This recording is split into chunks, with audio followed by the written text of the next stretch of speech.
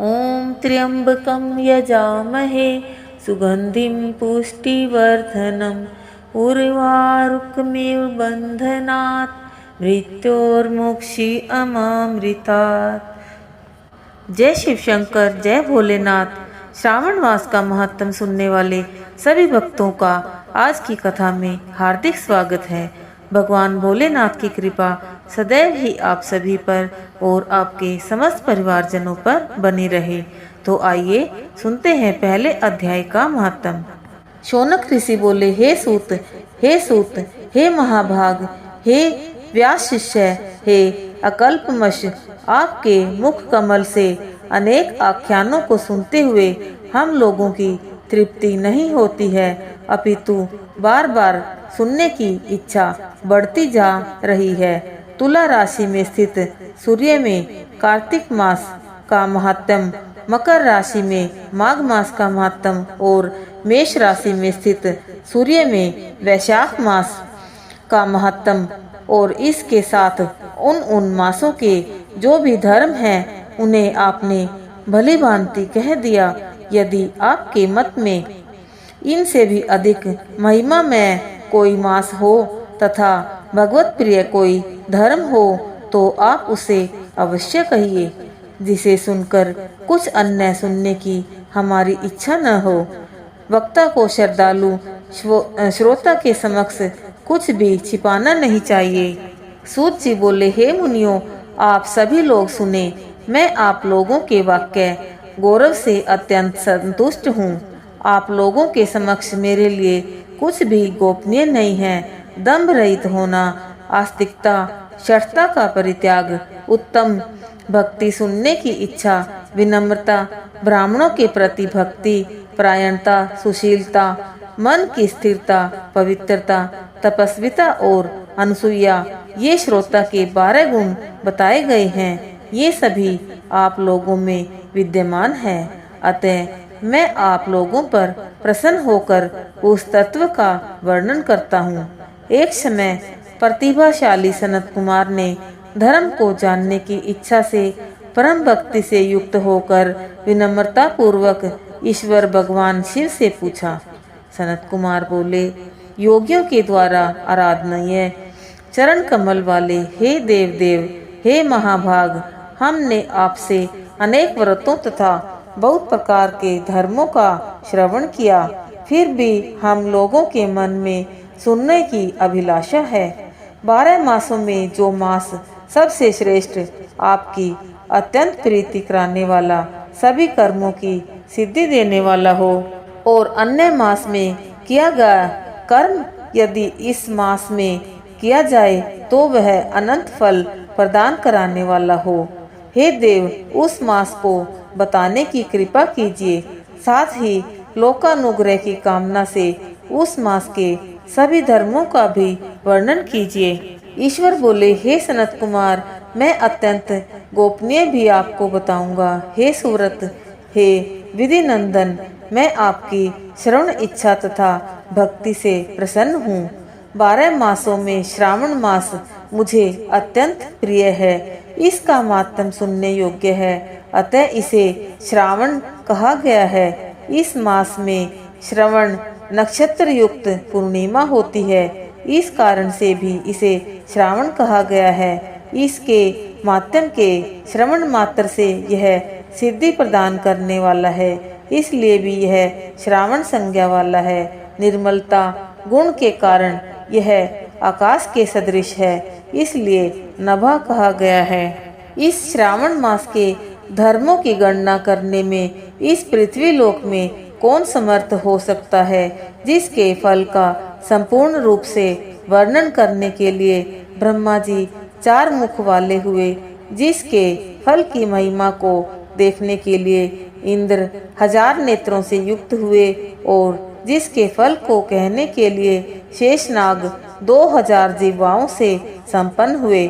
अधिक कहने से क्या प्रयोजन, इसके माध्यम को देखने और कहने में कोई भी समर्थ नहीं है। हे मुने, अन्य मास इसकी एक कला को भी नहीं प्राप्त होते हैं। यह सभी व्रतों तथा धर्मों से युक्त है इस महीने में एक भी दिन ऐसा नहीं है जो व्रत से रहित दिखाई देता हो।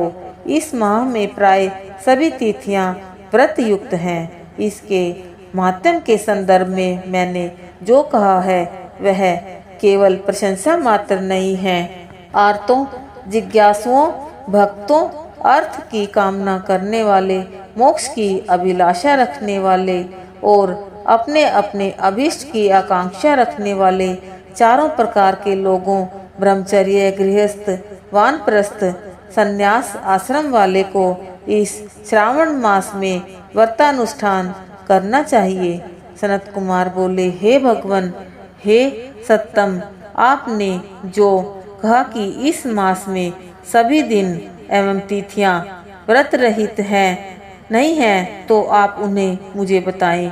किस तिथि में और किस दिन में कौन सा व्रत होता है, उस व्रत का अधिकारी कौन है, उस व्रत का फल क्या है, किस किस ने उस व्रत को किया, उसके उद्यापन की विधि क्या है, प्रधान पूजन कहाँ हो और जागरण करने की क्या विधि है, उसका देवता कौन है, उस देवता की पूजा कहाँ होनी चाहिए, पूजन सामग्री क्या क्या होनी चाहिए और किस व्रत का कौन सा समय होना चाहिए।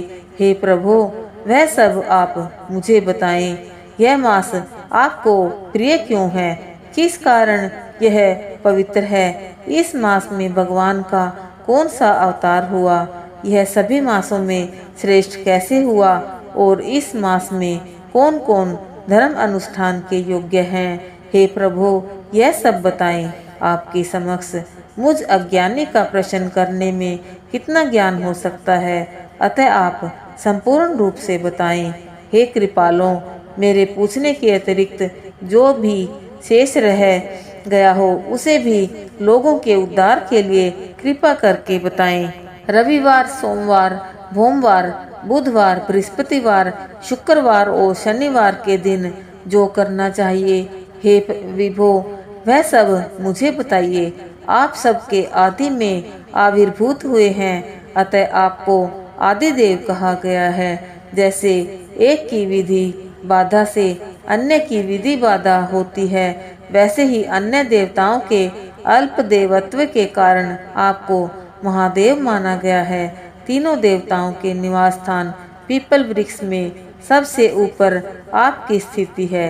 कल्याण रूप होने के कारण आप शिव हैं और पाप समूह को हरने के कारण आप हर हैं। आपके आदि देव होने में आपका शुक्ल वर्ण प्रमाण है, क्योंकि प्रकृति में शुक्ल वर्ण ही प्रधान है, अन्य वर्ण विकृत हैं। आप कर्पूर के समान गौर वर्ण के हैं, अतः आप आदि देव हैं।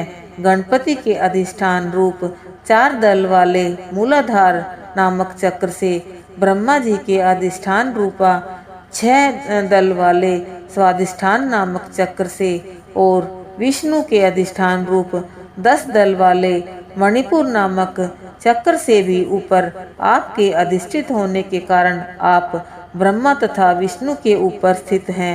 यह आपकी प्रधानता को व्यक्त करता है। हे देव, एकमात्र आपकी ही पूजा से पंचायतन पूजा हो जाती है, जो कि दूसरे देवता की पूजा से किसी भी तरह संभव नहीं है।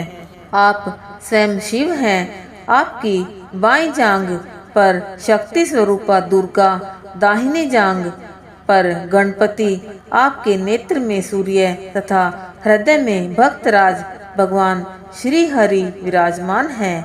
अन्न के ब्रह्म रूप होने तथा रास के विष्णु रूप होने और आपके उसका भोक्ता होने के कारण, हे ईशान, आपके श्रेष्ठत्व में किसे संदेह हो सकता है। सबको विरक्ति की शिक्षा देने हेतु आप शमशान में तथा पर्वत पर निवास करते हैं।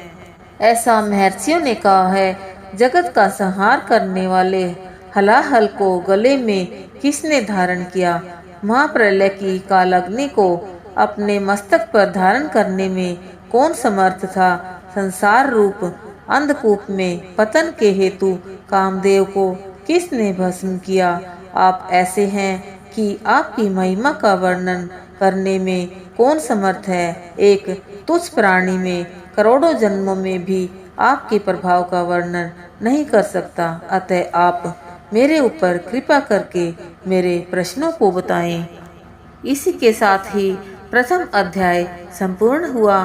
बोलिए शिव शंकर भगवान की जय। उमापति महादेव की जय।